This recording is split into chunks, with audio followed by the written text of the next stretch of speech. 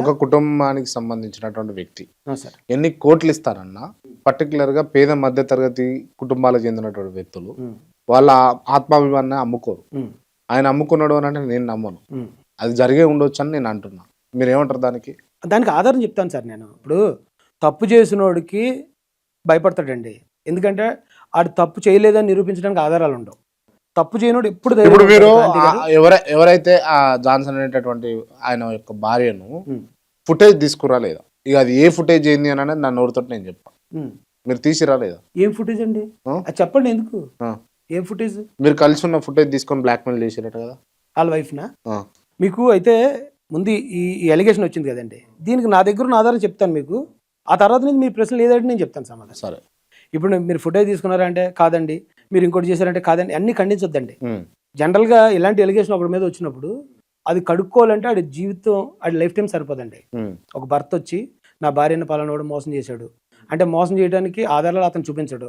ఆధారాలు ఏంటని అడగడానికి మనకు ఉండదు. ఎందుకంటే ఏదైనా రహస్యంగా జరిగిందానికి ఆధారాలు ఎక్కడ వస్తాయని మీలాంటి వాళ్ళు అడుగుతారు.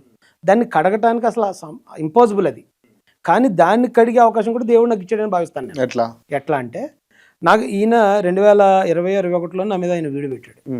ఏదైతే ఎలిగేషన్స్ చేశాడో మీరు అంటున్నారు చూడండి, ఒక భర్త ఒక భార్య మీద ఎలా చేస్తాడు అదేని సేమ్ ఎలిగేషన్ అయినా రికార్డెడ్గా అంతకు ముందు ఒక 8 నెలలు 9 నెలల ముందు ఇవే ఎలిగేషన్స్ సురేష్ అని ఒక అబ్బాయి మీద ఆయన వేస్తూ ఆయన ఒక కేసు ఫైల్ చేశాడు రామచంద్రపురం పోలీస్ స్టేషన్లో.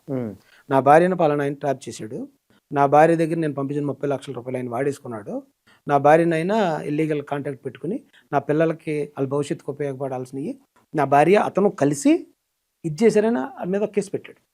అది రికార్డెడ్. ఆ రికార్డు ఉంది కాబట్టి నేను సేవ్ అయ్యాను ఆ రోజన్నా ఈ రోజన్నా. మీకు కావాలంటే మీరు ఈ ప్రశ్న అడుగుతారు అనుకుంటే నేను మీకు ఎఫ్ఐఆర్ నెంబర్ కూడా తెద్దును. అది కేసు నమోదైంది. ఆ అమ్మాయి నా దగ్గర ట్రాన్సాక్టర్ గార్మెంట్స్లో నా దగ్గర వర్క్ చేసేది. నా దగ్గర మొత్తం 50 మంది లేడీస్ వర్క్ చేసేవారు.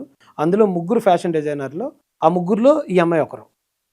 ఈ అమ్మాయి నా దగ్గర వర్క్ చేస్తున్నప్పుడు నాది కంపెనీ కొన్ని కారణాలుగా లాక్డౌన్ అయిపోయాక నేను అప్పుడు మహాసేన్గా నేను ఈ పోరాటంలో ఉన్నానని తెలుసు. నాకు ఒక రోజు ఫోన్ చేసింది ఆవిడ, సార్ నా మీద ఎలా మా భర్త కేసు పెట్టారు, పోలీస్ స్టేషన్లో కేసు ఉంది, నన్ను ఎస్ఐ గారు పిలిపిస్తున్నారు సార్, దయచేసి మీరు ఒకసారి ఎస్ఐ గారితో మాట్లాడతారా అని చెప్పి ఒక నాయకుడు అన్నట్టు ఆవిడ అడిగిందండి. అడిగితే నేను ఆవిడకి ఏమంటే ఫ్యామిలీ మ్యాటర్స్ కదా, భార్యాభర్తల గొడవల్లోకి వచ్చేది కాదు మహాసేన్ అంటే, ఇది ఒక కమ్యూనిటీ ఒక రిలీజియస్ వైపు వెళ్ళేది, సో భార్యాభర్తల గొడవలకు మేము ఇన్వాల్వ్ అవ్వలేమండి అని చెప్పాను ఆవిడతో. ఆ తర్వాత ఆవిడ చాలా ఇబ్బందులు పడ్డదండి. ఆయన కేసు పెట్టాడు, ఆవిడని జైలుకి తీసుకెళ్లారు. ఈ విషయాలన్నీ మాకు అక్కడ వాళ్ళమే కాబట్టి సర్కిల్ ద్వారా తెలిసాయి. అది జరిగిన ఒక 8 నెలలు 9 నెలల తర్వాత నేను అరెస్ట్ అయ్యాను.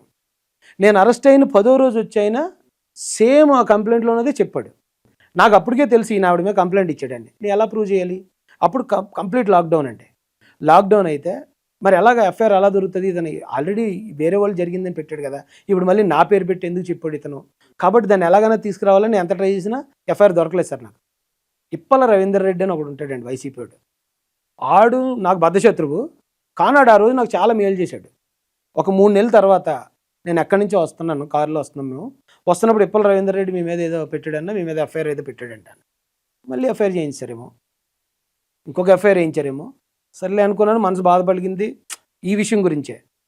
ఏముందండి, ఇప్పుడు అతన్ని తీసుకెళ్ళో లేకపోతే ఆవిడని తీసుకెళ్ళో ప్రలోభ పెట్టించేయచ్చు ఇంకో కేసు నా మీద. అప్పుడు జరిగి ఉంటుంది అనుకుని తీసి ఓపెన్ చేశాను సార్.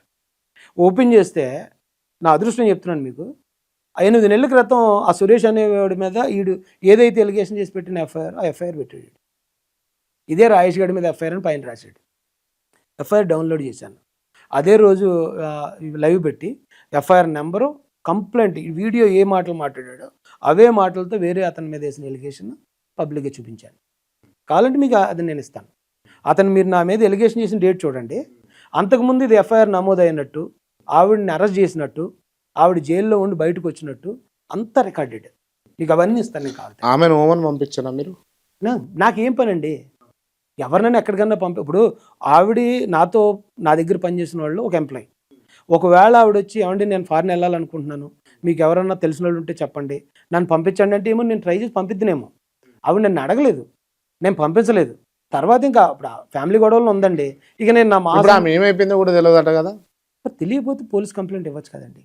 తెలియకపోతే మనం ఏం చేయాలి? మహాసేన్ రాజు తెలుసా? ఆ మేడుంది నాకు తెలియదండి. నాకు ఏం పని అండి? వేరే దేశాన్ని పంపించేసి పెళ్లి చేయించేసారట కదా. ఆవిడ ఏమన్నా ఇప్పుడు ఆవిడకి అప్పటికే 2 పిల్లలండి.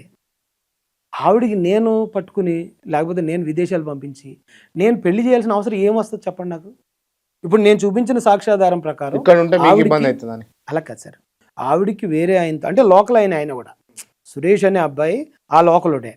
ఆ లోకల్ అబ్బాయి మీద అతను కంప్లెయింట్ ఇచ్చాడు. ఎఫ్ఐఆర్ అయింది. వాళ్ళిద్దరిని జైలుకి కూడా పంపించారు. ఓ భర్తని ఏదో మోసం చేశారని సంథింగ్ ఎలిగేషన్స్. అదంతా లోకల్‌లోనే జరిగినప్పుడు ఆవిడెవరినో విదేశాలు పంపించి ఆవిడకి పెళ్లి చేయాల్సిన ఇది లేకపోతే ఆవిడని సెక్యూర్ చేయాల్సిన అవసరం నాకేముంటది చెప్పండి? ఏం లేదంటారు. ఏముంటది సార్?